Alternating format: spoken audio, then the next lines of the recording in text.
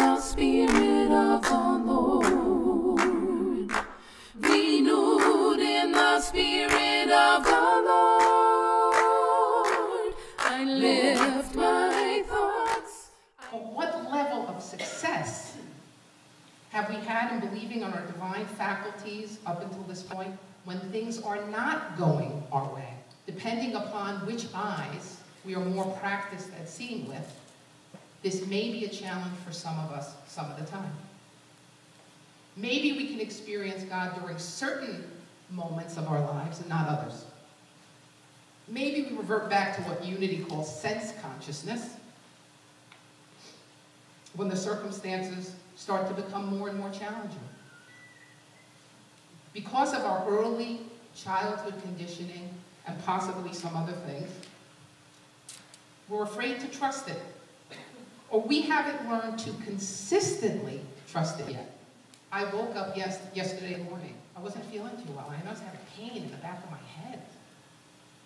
And I reached back. And I had a growth. And the first thing I did was rely on my deep sense of faith, right? No, I was scared out of my mind. And Unity principles? And then I remembered that I was giving this talk today, so I better decide to see how I can apply faith. And I got still. I laid in bed, I laid back down, I said, okay. When I would normally panic and start spinning and have great feelings of anxiety, and I did my regular meditative routine, and I started to breathe, and I started to remember the reason that I was attracted to Unity in the first place. And that was because of Myrtle healing herself. I mean, that's undeniable. And I said, well, you know, what was her affirmation? And I couldn't remember exactly, but something like, I'm a child of God and I don't inherit illness or sickness or something to that effect. And I said, and I am a child of God, and I don't inherit illness or sickness. The lump's gone. Somewhere during the day it was gone. I'm not a doctor. I'm not a master metaphysician. I'm not a healer. Can I tell you that it was from that faith? No, I cannot. But I can tell you that this set me up to be here today, and it could have gone a very different way. That's the power of faith expressing when rightly placed. I am a child of God. I inherit nothing but good. We have the faculty of faith, the potential to come higher, to stay in higher levels of consciousness, regardless of the conditions or the circumstances we find in our lives, and most of all, regardless of how the thing feels. That's where feelings tend to let us down. We have the power of faith at our disposal, the fruits of which will appear amazing to us, but those fruits are nothing for us.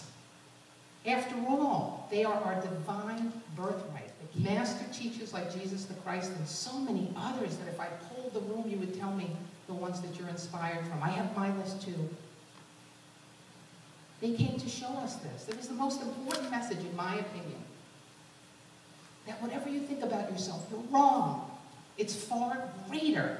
And how do I know we're wrong? Because it's part of the human condition. We all have doubts. We all have self-esteem issues. In Unity, we learn to get past that as we start to identify with our Christ self. So why don't we own our power and really tap into this faculty of faith consistently? What are the stumbling blocks? What are the things that hold us back? Well, from where I sit, the answer is simple. To put it into effect is not always easy, but the answer is simple. It's a matter of degrees. How much time have we spent over the course of a lifetime with our attention, things in the physical world, or things of the flesh, or material things? And what percentage of time has our attention been on those things of the spirit? We'll do a little test, take a little poll. Who here would go to the gym for 1 hour and 1 hour only and expect to have the body of a god or a goddess?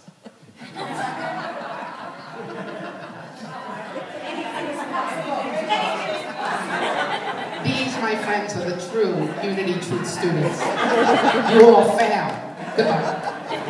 And by the same token, who here would put a nickel in the bank and expect to have the financial resources Don't you say the financial resources to buy any material things that their heart desires. You wouldn't do it. It'd be laughable. Although, yes, anything is possible. So it is with things of the Spirit.